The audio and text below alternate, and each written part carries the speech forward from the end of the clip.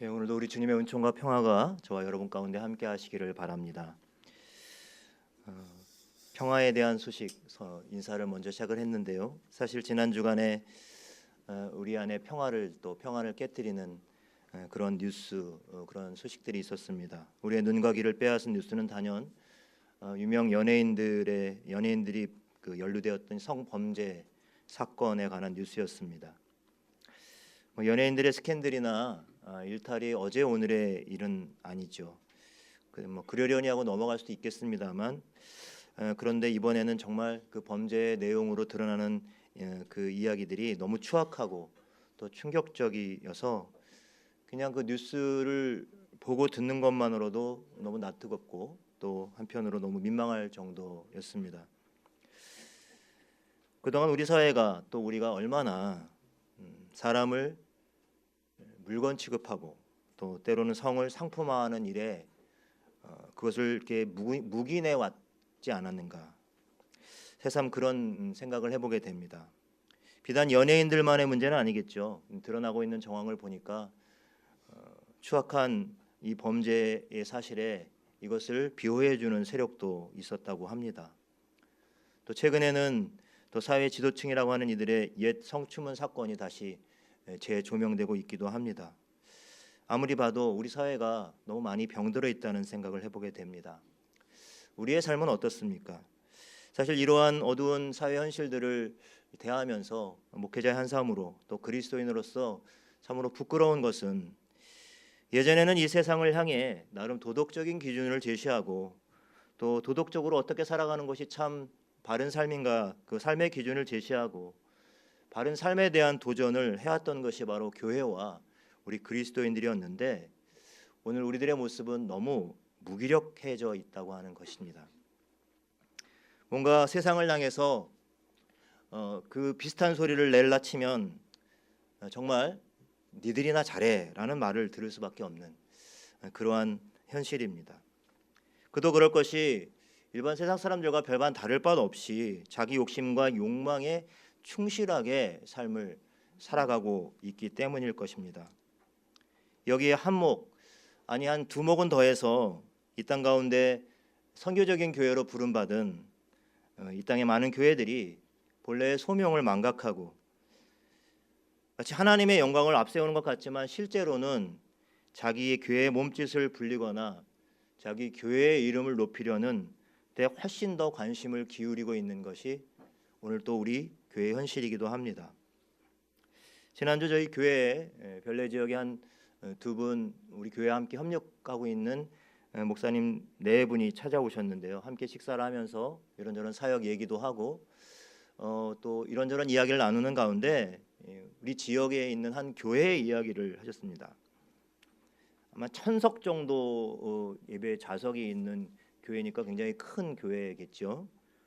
근데 알고 보니까 그 교회가 교인들은 100명도 안 되는 교회였다고 하는 겁니다. 근데 최근에 그 교회를 한 몇십억에 주고 또 매각을 하는 일이 일어났다고 합니다. 물론 뭐 작은 교인수가 적은 교회가 큰 교회 건물을 갖고 있다는 것이 무슨 뭐 잘못된 것인가 생각할 수도 있겠습니다만 그러나 이것은 교회를 크게 세워놓으면 건물을 세워놓으면 교인들은 온다라고 하는 그런 착각 속에서 아직 헤어나오지 못하고 있는 모습을 보여주고 있는 것입니다. 아마도 그 교회는 종교 부지를 받아서 그래서 이걸 좀 불려가는 그런 방식으로 교회 건물을 키워왔던 것 같습니다. 그 이야기를 전해 들으면서 또 한편으로 드는 생각이 최근에도 우리 뉴스나 이런 것들 통해서 들었지만 우리 교단의 소문난 교회가 재산권으로 분쟁이 일어나고 여전히 우리가 잘 아는 바와 같이 담임 목사 세습 문제로 몸살을 앓고 있는 이 한국 교회 현실은 정말 냉정하게 말하면 기울어져가는 난파선의 마치 한쪽 끝에 서 있는 것과도 같습니다. 세상의 소망으로서의 교회에 대한 비전은 점점 희미해져 가고 그에 덩달아서 성도들의 삶은 진정한 복음의 능력을 점차 상실해가고 있는 것 같습니다. 여러분 그러나 어둠이 짙어질수록 그런 위기가 느껴질수록 우리는 또 다른 새로운 진리에 대한 회복과 그리고 거룩함에 대한 회복에 대한 갈망이 우리 가운데 커져감을 느낍니다. 아마 오늘 저와 여러분이 함께 말씀을 계속 보고 있는 소아시아 7교회의 이야기 속에 나타나고 있는 요한의 마음, 아니 요한을 통해서 소아시아 7교회를 향해서 주신 주님의 마음도 아마 동일했을 것입니다. 당시 위기 가운데 있는 좀 믿음의 삶을 살아가기 어려운 성도들 향해서 안타까운 마음을 가지고 바라보시는 그 주님의 마음, 내가 너희를 결코 포기하지 않겠다, 내가 너희를 버리지 않겠다라고 하는 그 애절한 마음이 바로 소아시아 교회를 향한 7교회를 향한 편지의 내용 가운데 나와 있습니다. 물론 당시 초대 교회가 오늘날과는 좀 시대적으로 문화적으로 많이 다르겠습니다만 한 가지 공통점이 있다면 그것은 바로 믿음을 지켜내기 어려운 그러한 현실이라고 하는 것입니다. 소아시아 7교회를 향하신 우리 주님의 편지는 온갖 박해와 고난과 궁핍과 시험 가운데 있던 당시 교회와 성도들에게 마치 한 영화의 제목처럼 우리 주님께서 너는 내 운명이야, 내가 너를 절대로 포기하지 않을 거야 라고 속삭이시는 것과도 같습니다.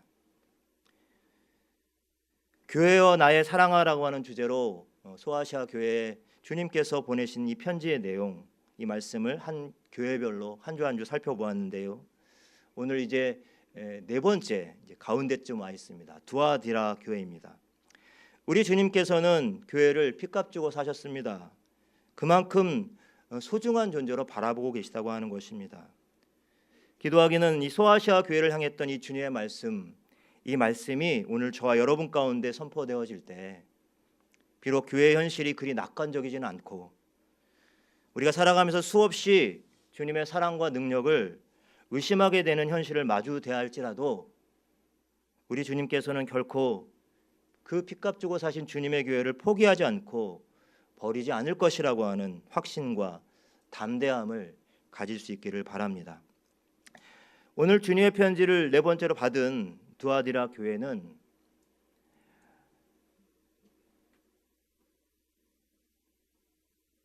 18절에서 처음 이제 주님께서 자신을 드러내는 표현 속에 이렇게 말씀을 하고 있습니다.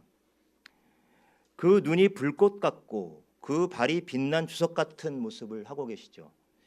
앞서 에베소 교회나 서모나 교회나 버가모 교회에서도 동일하게 주님은 자신을 드러내는 표현을 하고 있는데요. 각 교회마다 조금씩은 다릅니다. 그것은 아마 이미 자신을 드러내는, 주님이 자신을 표현하고 드러내는 그 모습 속에 이 편지를 받고 있는 교회의 상황을 짐작해 볼 수 있는 것입니다.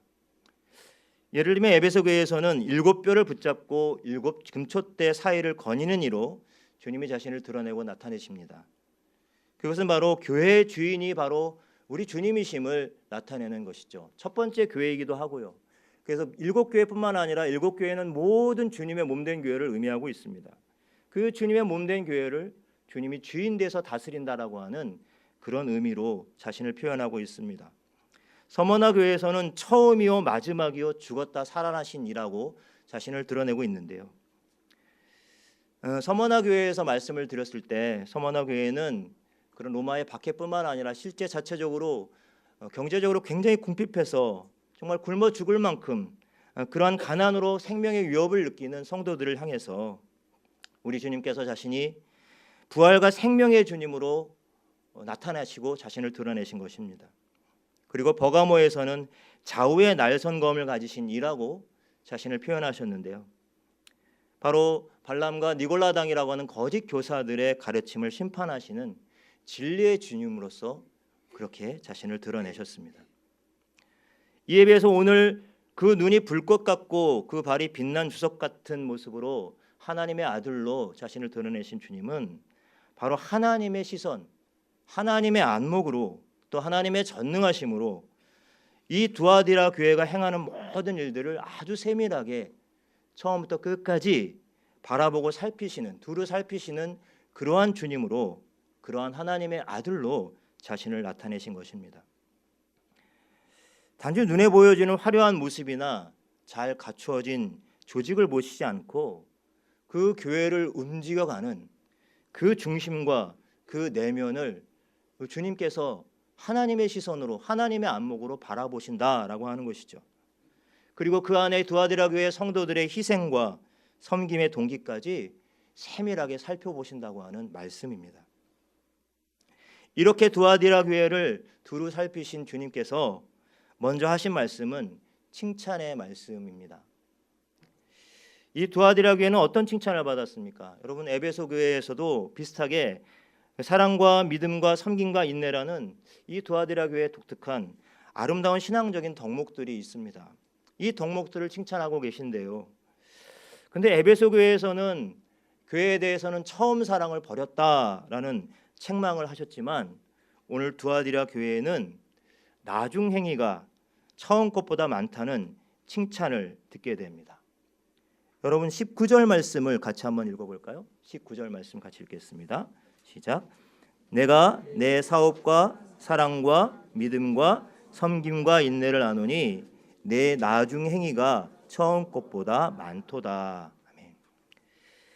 이 말씀을 보면 분명 두아디라 교회 교인들은 이 사랑과 믿음을 동력으로 구체적인 그 삶으로 섬김과 인내의 삶을 끝까지 중간에 포기하지 않고 끝까지 꾸준히 신실하게 지켜왔던 그리스도인들이었습니다.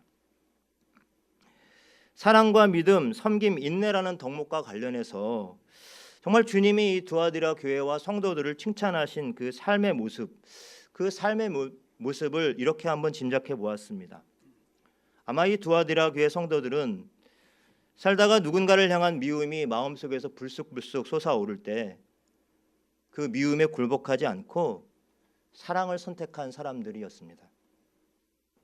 또한 이들은 믿음이 흔들리고 어떤 두려움과 의심이 밀려올 때마다 그 두려움과 의심에 빠져들기보다는 하나님을 전적으로 신뢰하는 삶을 선택했을 것입니다. 우리도 살다 보면 남들에게 좀 이런저런 대접받기를 기대하고 바라는 마음들이 있죠. 아마 이들에게도 그랬겠죠. 남들에게 대접받고자 하는 마음들이 생길 때마다 아니야, 먼저 낮은 자세로 다른 이들을 섬기고 봉사하였을 것입니다. 누군가에 대한 더 이상 참을 수 없는 분노가 일 때도 도리어 참고 인내하고 자신의 마음속에서 용서의 마음을 조금씩 넓혀가는 선택을 했을 것입니다. 바로 이러한 두아디라 교회의 꾸준함, 이 꾸준함이 바로 주님께 칭찬을 이끌어내었던 것이죠. 여러분, 이단이라는 말이 있습니다. 여러분, 이단이라는 말은 한자로 다를 이자와 단자는 끝단자라는 말이 쓰여지죠. 그대로 옮겨보면 끝이 다르다라고 하는 것입니다.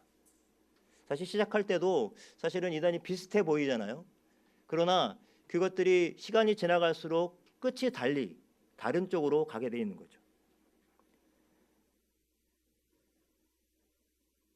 우리 주변에도 많은 이단들이 지금도 왕성하게 활동을 하고 있습니다. 마땅히 성도들의 신앙을 흔드는 이단을 분별하고 대적해야 할 것입니다. 그러나 조심해야 될 이단이 있습니다. 그 이단은 바로 우리들 안에 있습니다.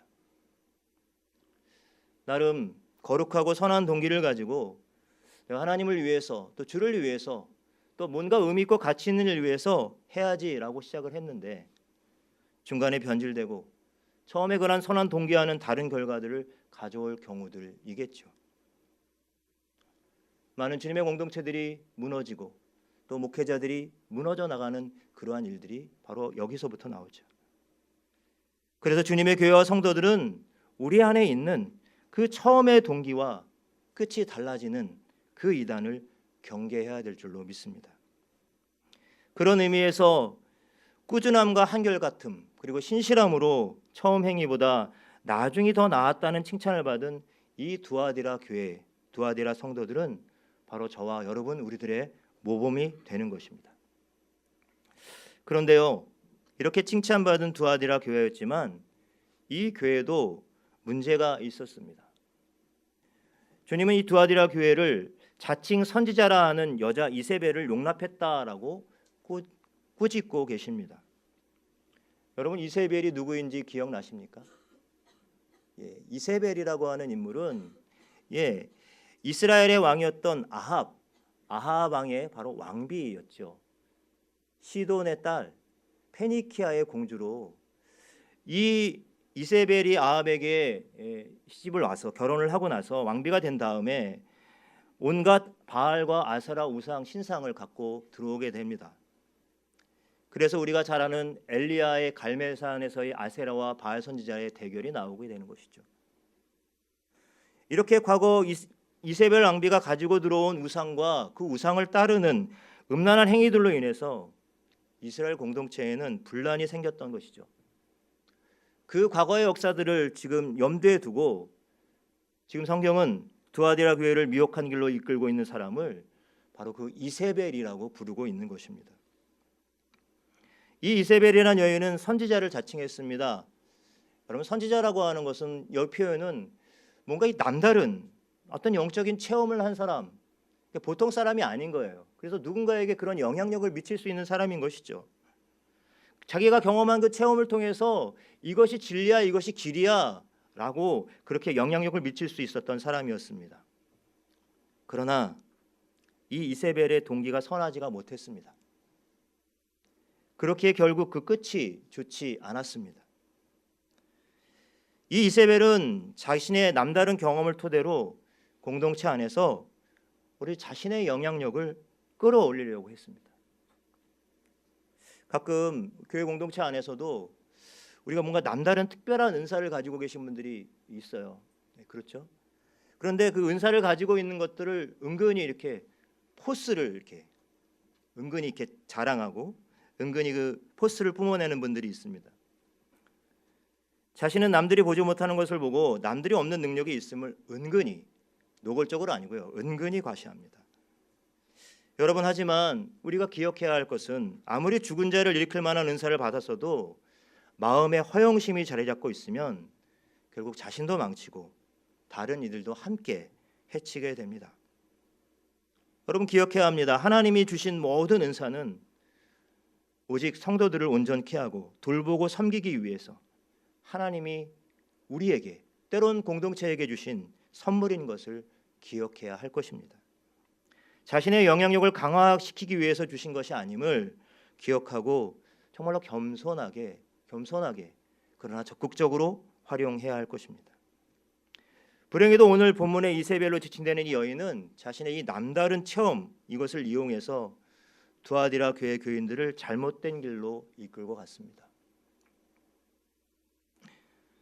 좀 더 구체적으로 말씀을 드리면 이 두아디라라고 하는 곳은 앞서 우리가 버가모가 있었던 이 버가모 교회, 버가모 교회가 있었던 이 버가모라는 도시를 외적들로부터 방어하기 위해서 군대가 주둔했던 작은 도시였다라고 해요.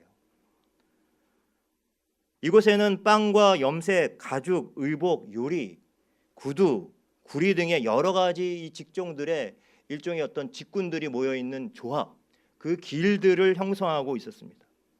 그래서 길드가 발달된 상업 도시였다고 합니다.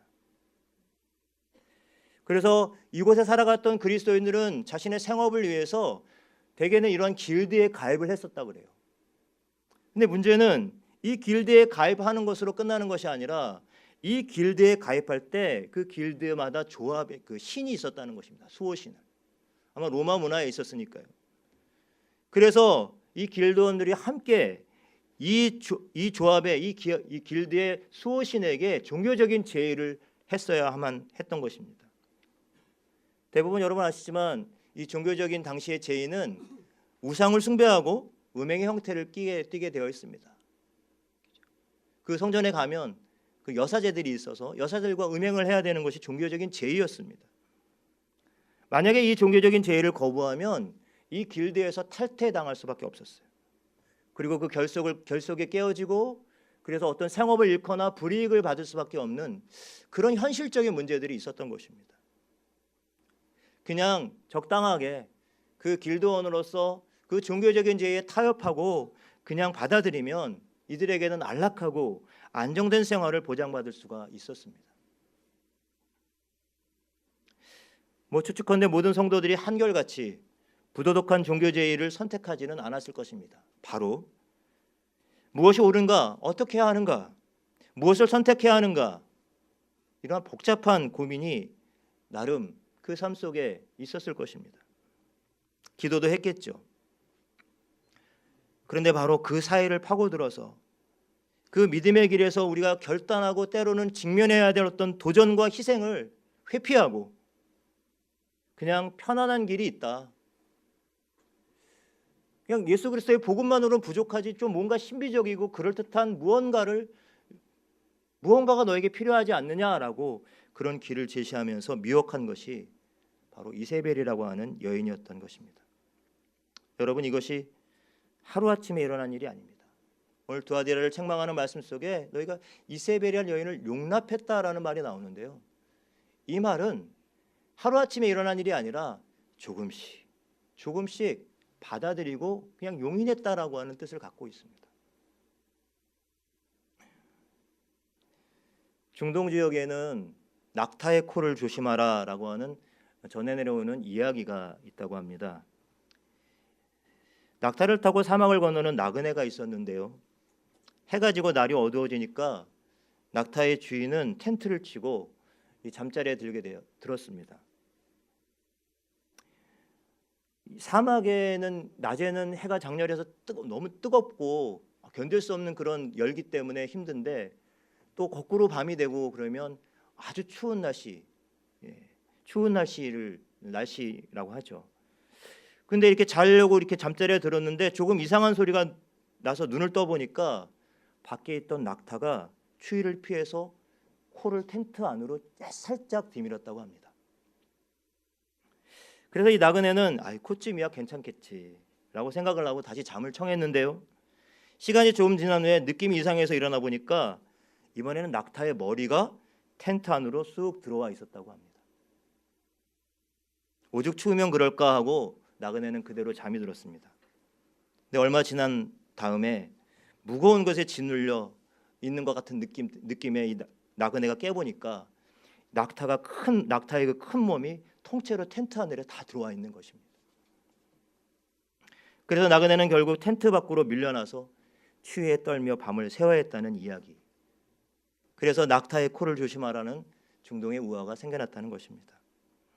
처음에는 사소한 듯해서 방심했다가는 나중에 걷잡을 수 없는 상황에 처하게 된다는 교훈이죠.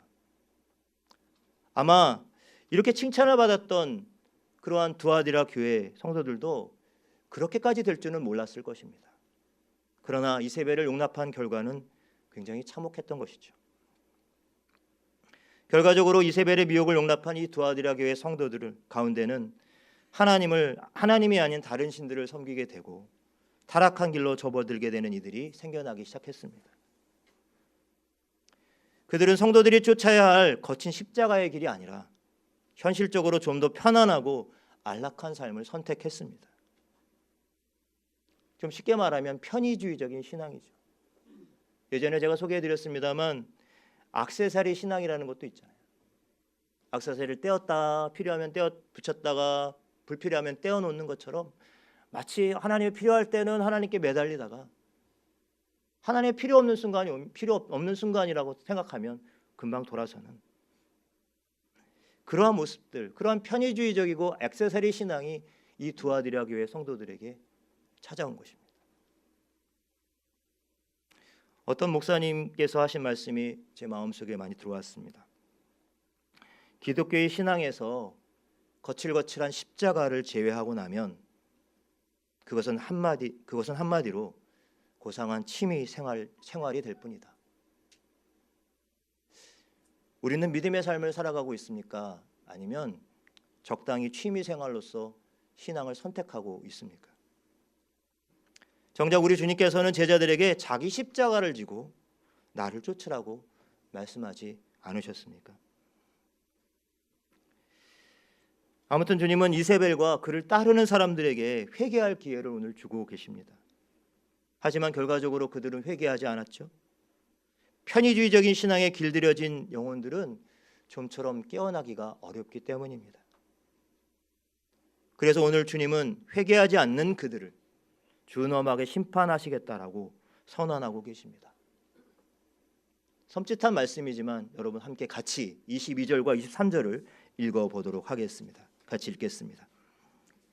볼지어다 내가 그를 침상에 던질 터이요 또 그와 더불어 간음하는 자들도 만일 그의 행위를 회개하지 아니하면 큰 환난 가운데 던지고 또 내가 사망으로 그의 자녀를 죽이리니 모든 교회가 나는 사람의 뜻과 마음을 살피는 자일 줄 알지라. 내가 너희 각 사람의 행위대로 갚아주리라. 앞서 두아디라 교회에 편지를 보내시는 주님이 자신을 눈이 불꽃 같고 그 발에 빛난 주석과 같다, 그러한 하나님의 아들로서 이렇게 표현하셨을 때 그 눈으로 살피고 그 빛난 주석의 발로 심판하신다고 하는 엄중한 말씀이죠. 물론 그때까지 주님은 길이 참고 인내하십니다. 하지만 주님의 기다림은 영원하지 않습니다. 언제일지 알 수 없습니다만 주님이 정한 때까지 기다리십니다. 그러므로 주님의 인내를 악용하는 사람들에게 오늘 주님께서는 고난의 침상에 던지겠다라고 말씀을 하고 있죠. 또한 그를 따르는 이들에게 그의 자녀들을 죽이겠다는 말씀까지 하시는데요. 이런 엄중한 말씀은 이세벨과 영적으로 야합한 그녀를 따르는 무리들을 제거하시겠다는 말씀입니다. 왜요? 누구를 위해서? 바로 남은 자들 위해서, 남은 자들 위해서죠. 오늘 24절 말씀에 두아디라에 남아있어 이세벨의 교훈에 이끌리지 않는 사람들이 있음을 보여주고 있습니다. 사단의 깊은 것을 알지 못하는 너희에게 라고 말씀하시면서 너희가 가지고 있는 그것을 내가 올 때까지 굳게 붙잡고 있으라 라는 말씀을 주십니다. 어떤 경우에도 성도들은 주님의 말씀을 굳게 붙잡아야 합니다. 평안하고 아무 걱정이 없을 때뿐만 아니라 특히 어렵고 난감한 상황에서는 더욱더 그리해야겠죠. 이렇게 끝까지 지킬 것을 지키는 사람에게 오늘 본문에서 하나님은 두 가지 약속을 해주고 계시는데요. 첫 번째는 만국을 다스리는 권세입니다. 만국을 다스리는 권세. 여러분, 권세는 우리가 보아온, 성경에서 보아온 수많은 제국들처럼, 힘센 나라들처럼 다른 나라들을 내 마음대로 지배하는 그러한 제국주의적인 권세가 아닙니다. 주님께서 약속하신 권세는 하나님의 식과 법을 따라 그 삶을 바르게 살아가는 권세입니다. 주님의 은혜 안에서 두아디라 교회가 가지고 있었던 그 사랑과 믿음과 섬김과 인내로 온 세상을 품는 바른 권세를 약속하고 계십니다. 그런가 하면 마지막으로 두 번째, 믿음의 선한 싸움을 끝까지 이기는 사람에게 주시는 선물은, 여러분 28절 말씀을 같이 한번 읽어보겠습니다. 같이 읽을까요? 시작. 내가 또 그에게 새벽별을 주리라. 여러분, 새벽별은 무엇을 가리킬까요? 새벽별은 바로 예수 그리스도를 의미합니다. 바로 요한계시록 22장 16절 말씀에 보면 나 예수는 교회를 위하여 내 사자를 보내어 이것을 너희에게 증언하게 하였노라. 나는 다윗의 뿌리요 자손이니 곧 광명한 새벽별이라. 여러분, 새벽별은 바로 예수 그리스도이십니다. 가장 어둠이 짙었을 때 새벽의 동쪽 하늘을 비추는 그 별이 바로 새벽별, 아마 금성을 말하는 것이겠죠. 샛별이라고도 말을 하죠. 아무리 칠흑 같은 어둠의 길을 가도 진리 되시는 새벽별 되시는 주님을 놓지 않고 살아가는 이들의 이 가슴 속에는 이미 이 샛별이 빛나고 있는 사람들일 것입니다. 사도 바울은 너희 안에 이 마음을 품으라, 곧 예수 그리스도의 마음이니 라고 이야기했습니다. 이 말씀을 살짝 바꿔보면 너희 가슴에 새벽별이신 주님을 품고 살아라 라는 말씀이 되겠습니다. 새벽별을 품고 살아가는 한 칠흑 같은 어둠 속을 걸어도 그 길을 잃지 않을 것입니다. 저와 여러분, 새벽별이신 주님을 가슴에 품고 살아가는 성도님들이 되시기를 바랍니다. 그래서 우리를 둘러싸고 있는 추악하고 영혼을 병들게 하는 온갖 어두움을 몰아내는 저와 여러분의 삶이 되시기를 간절히 축원합니다. 기도하겠습니다.